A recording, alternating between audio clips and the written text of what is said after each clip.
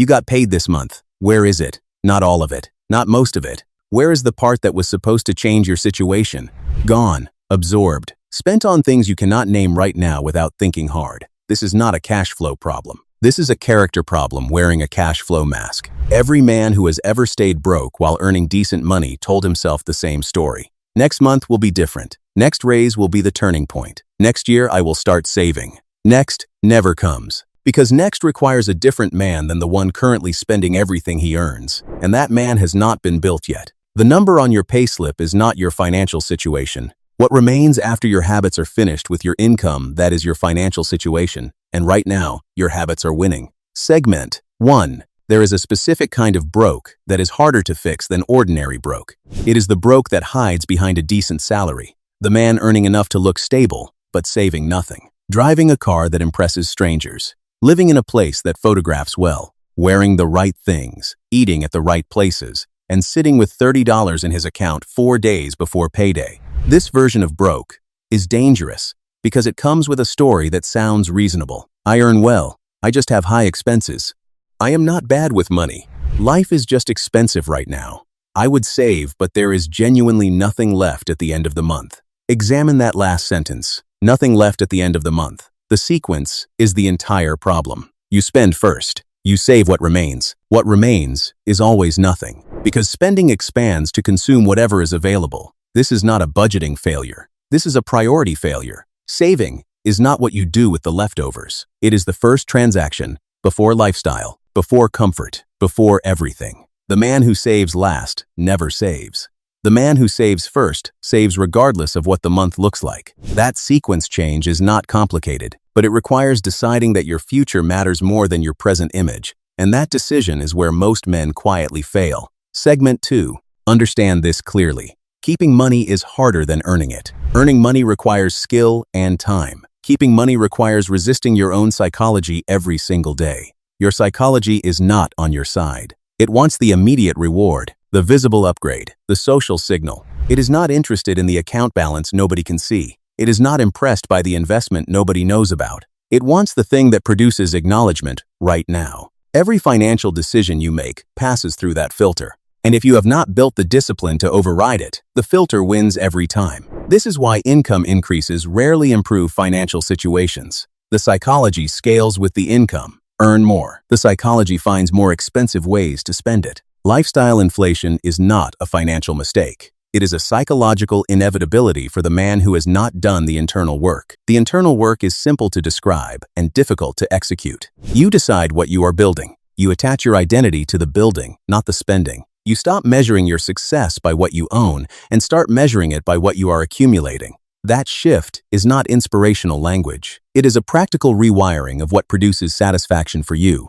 Right now, spending produces satisfaction. Saving feels like deprivation. That ratio needs to reverse. Not completely, not overnight, but enough that keeping money starts to feel like something rather than nothing. Segment 3. Here is the part that stings, if you sit with it honestly. Your spending pattern is a portrait of your values, not the values you claim, the values you actually operate from. Those two sets of values are rarely identical. You claim to value security. Your savings say otherwise. You claim to value your future. Your impulse purchases say otherwise. You claim to value discipline. Your bank statement says otherwise. The bank statement does not lie. It does not care about your intentions or your plans or your potential. It records what you actually chose when the moment arrived and the decision was real. And what it records, consistently, across months and years, is your true financial character. Not the character you describe in conversation. The character that shows up at 11 p.m. when you are bored and the app is one tap away.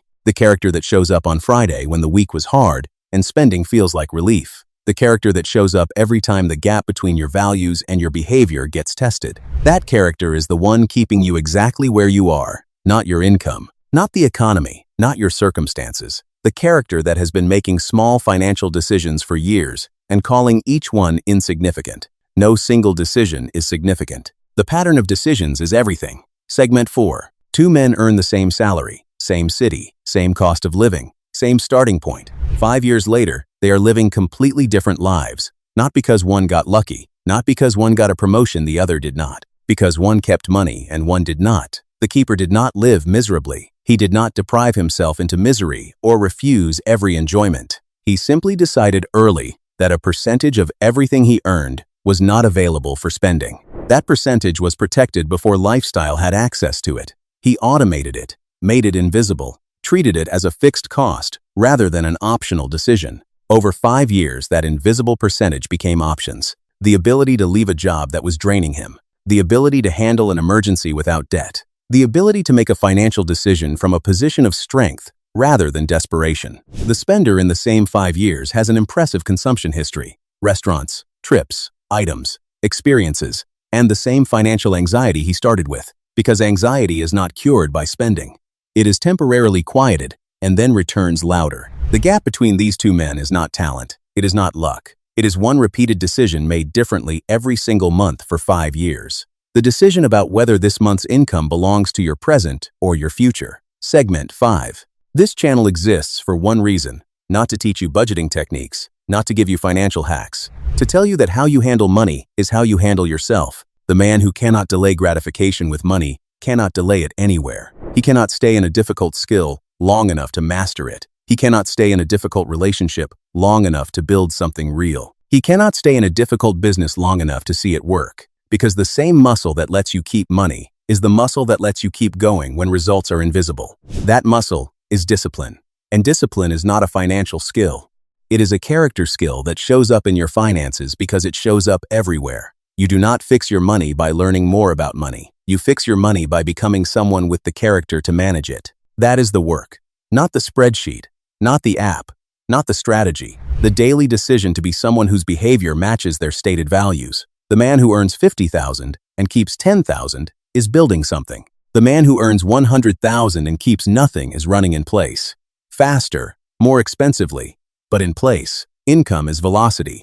Keeping is direction. Velocity without direction is just expensive movement. Segment 6. When you begin keeping money consistently, something shifts beyond the account balance. Your relationship with risk changes. A man with savings can take calculated risks.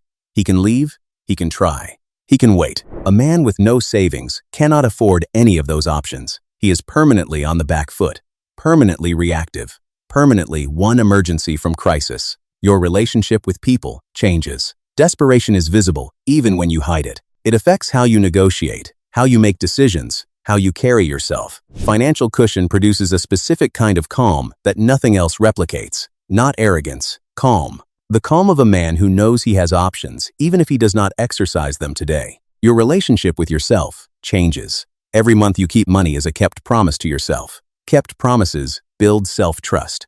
Self-trust builds the confidence to attempt harder things. Harder things produce the results that change your trajectory. It starts with the keeping, not the earning. The keeping. That is where character is built or abandoned. That is where the man you are becoming separates from the man you have been. You have read this far. That means somewhere in this, you recognized yourself. Recognition without action is the most expensive thing you will ever experience. Here is what you do right now, not tomorrow, right now. Open your bank account, look at last month's full income, find what remains. If the number is less than 20% of what came in, you have your diagnosis. Do not close this and return to your day unchanged. That is the pattern that built the problem you are sitting in. Decide a percentage, any percentage, 5% if that is all that is honest right now. Automate it to a separate account before the end of this week. Name that account something that means something to you, not savings. A name that connects to what you are actually building. Then do not touch it. Let it sit. Let it grow. Let it remind you every time you check it